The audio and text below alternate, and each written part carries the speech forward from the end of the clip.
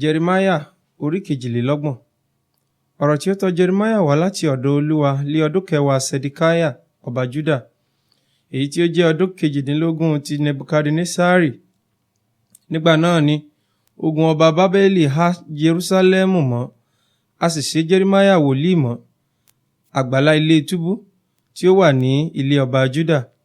Nítorí Sedikiah ọba Juda ti sé e mọ́, wípé, èéṣe tí ìwọ sọ tẹ́lẹ̀ tí ó sì wípé, báyìí lé Olúwa wí, wò ó, èmi ó fi ìlú yìí lé ọwọ́ ọba Babeli, òun ó sì kó o, àti Sedikiah ọba Juda kì yóò bọ́ lé ọwọ́ àwọn ará Kaldea, ṣùgbọ́n a ó fi lé ọwọ́ ọba Babeli.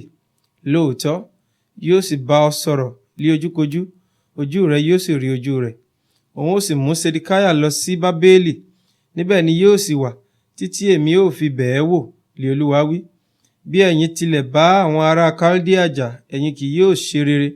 Jeremia sì wípé, ọ̀rọ̀ Olúwa tọ̀ mí wá wípé, wò ó, Hanameli ọmọ Ṣallumu ẹ̀gbọ́n rẹ yóò tọ̀ ọ́ wá wípé, ìwọ ra oko mi tí ó wà ní Anatoti, nítorí títọ́ ìràsílẹ̀ jẹ́ tìrẹ láti rà á. Hanameli ọmọ ẹ̀gbọ́n mi sì tọ̀ mí wá lé àgbàlá ilé túbú gẹ́gẹ́ bí ọ̀rọ̀ Olúwa. Ó sì wí fún mi pé, jọ̀ọ́ ra oko mi tí ó wà ní Anatoti, tí ó wà ní ilé Benjamini, nítorí títọ́ ogún rẹ̀ jẹ́ tìrẹ àti ìràsílẹ̀ rẹ̀ jẹ́ tìrẹ.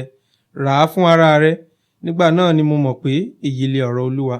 Èmi sì ra oko náà lọ́wọ́ Hanameli ọmọ ẹ̀gbọ́n mi tí ó wà ní Anatoti. Mo sì wọ̀n owó fún un, ṣékélì 7 àti ìwọ̀n fàdákà 10. Mo sì kọ ọ́ sínú ìwé, mo sì dì í, mo sì pe àwọn ẹlẹ́rìí sí i. Mo sì wọ̀n owó náà nínú òṣùwọ̀n. Mo sì mú ìwé rírà náà, èyí tí a dì nípa àṣẹ àti ìlànà, àti èyí tí a ṣí sílẹ̀. Mo sì fi ìwé rírà náà fún Baruki ọmọ Neriah ọmọ Maaseiah lé ojú Hanameli ọmọ ẹ̀gbọ́n mi, àti níwájú ẹlẹ́rìí tí ó ti kọ orúkọ wọn sí ìwé rírà náà, níwájú gbogbo ọkùnrin Juda tí ó jókòó ní àgbàlá ilé túbú. Mo sì pàṣẹ fún Baruki lé ojú wọn wípé, báyìí lé Olúwa àwọn ọmọ ogun Ọlọ́run Israẹli wípé, mú ìwé wọ̀nyí, ìwé rírà yìí tí a dì àti ìwé yìí tí a ṣí sílẹ̀, kí o fi wọ́n sínú ìkòkò, kí wọn kí ó lè wà lé ọjọ́ púpọ̀. Nítorí báyìí lé Olúwa àwọn ọmọ ogun Ọlọ́run Israẹli wípé, a ó tún ra ilé àti oko àti ọgbà àjàrà ní ilẹ̀ yìí.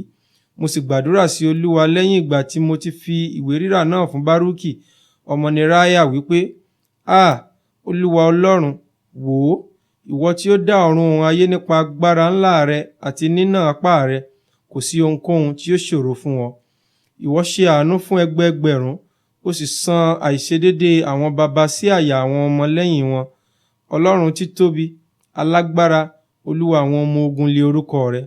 Títóbi ní ìgbìmọ̀ àti alágbára ní ìṣe, ojú rẹ ṣí sí gbogbo ọ̀nà àwọn ọmọ ènìyàn, láti fi fún olúkúlùkù gẹ́gẹ́ bí ọ̀nà rẹ̀ àti gẹ́gẹ́ bí èso iṣẹ́ rẹ̀.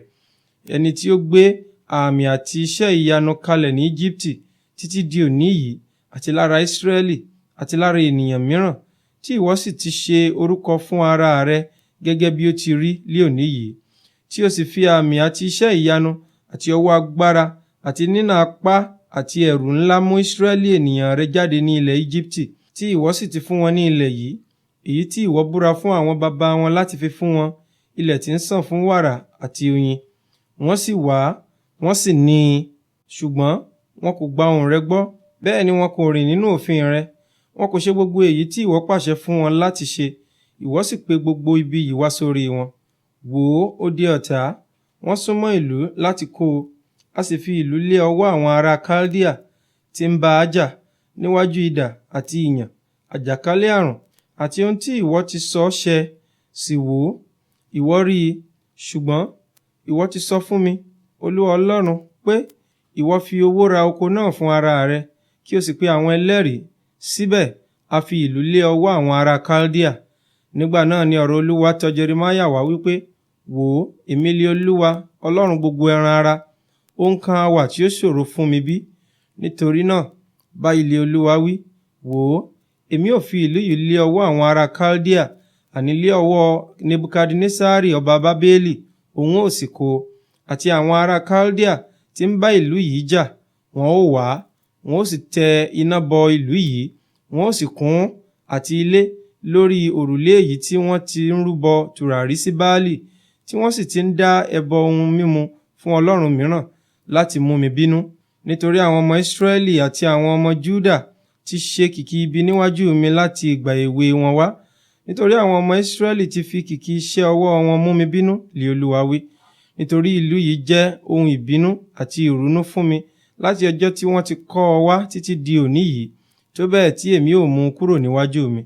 Nítorí gbogbo ibi àwọn ọmọ Ísírẹ́lì àti àwọn ọmọ Júdà tí wọ́n ti ṣe láti mú mi bínú, àwọn ọba wọn, ìjòyè wọn, àlùfáà wọn àti wòlíì wọn, àti àwọn ọkùnrin Júdà àti àwọn olùgbé Jerúsálẹ́mù, wọ́n sì ti yí ẹ̀yìn wọn padà sí mi, kì í sì ṣe ojú. Èmi kọ́ wọn, mò ń dìde ní kùtùkùtù láti kọ́ wọn, síbẹ̀ wọn kò fetí sílẹ̀ láti gba ẹ̀kọ́.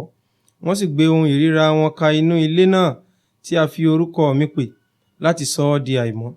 Wọ́n sì kọ́ ibi gíga Báálì tí ó wà ní àfonífojì ọmọ Hínómù, láti fi àwọn ọmọkùnrin wọn àti àwọn ọmọbìnrin wọn fún Mólékì, tí èmi kò pàṣẹ fún wọn. Bẹ́ẹ̀ ni kò wá sí ọkàn mi pé kí wọn kí ó máa ṣe ohun ìríra yìí láti mú Júdà ṣẹ̀. Ǹjẹ́ nísinsìnyí, báyìí lé Olúwa Ọlọ́run Ísírẹ́lì wí ní ti ìlú yìí, sípa èyí tí ẹ̀yin wí pé a ó fi lé ọwọ́ ọba Bábélì nípa idà àti nípa ìyàn àti nípa àjàkálẹ̀ àrùn. Wò ó, èmi ó kó wọn jọ láti gbogbo ilẹ̀ jáde, níbi tí èmi ti lé wọn sínú ìbínú mi àti nínú ìrunú mi àti nínú ìkáàánú ńlá. Èmi ó sì jẹ́ kí wọn kí ó máa gbé láìléwu. Wọn ó sì jẹ́ ènìyàn mi, èmi ó sì jẹ́ Ọlọ́run wọn. Èmi ó sì fún wọn lé ọkàn kan àti ọ̀nà kan, kí wọn kí ó lè bẹ̀rù mi lé ọjọ́ gbogbo, fún rere wọn àti àwọn ọmọ wọn lẹ́yìn wọn. Èmi ó sì bá wọn dá májẹ̀mú ayérayé, pé èmi kì yóò yí padà lẹ́yìn wọn láti ṣe wọ́n ní rere. Èmi ó fi ìbẹ̀rù mi sí ọkàn wọn, tí wọn kì yóò lè lọ kúrò lọ́dọ̀ mi. Lóòótọ́, èmi ó yọ̀ lórí wọn láti ṣe wọ́n ní rere. Èmi ó sì gbìn wọ́n sí ilẹ̀ yìí lí òtítọ́ tinútinú mi àti tọkàntọkàn mi.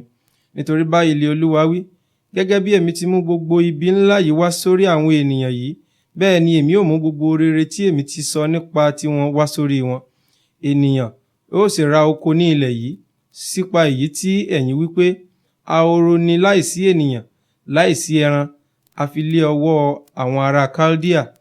Ènìyàn yóò fi owó ra oko, wọn ó kọ ọ́ sínú ìwé, wọn ó sì dì í, wọn ó sì pe àwọn ẹlẹ́rìí ní ilẹ̀ Benjamini àti ní ibi wọn nì yí Jerúsálẹ́mù ká, àti ní ìlú Júdà, àti ní ìlú ọ̀wọ́ òkè náà, àti ní ìlú àfonífojì, àti ní ìlú ìhà gúúsù, nítorí èmi ó mú ìgbèkùn wọn padà wá, lé Olúwa wí.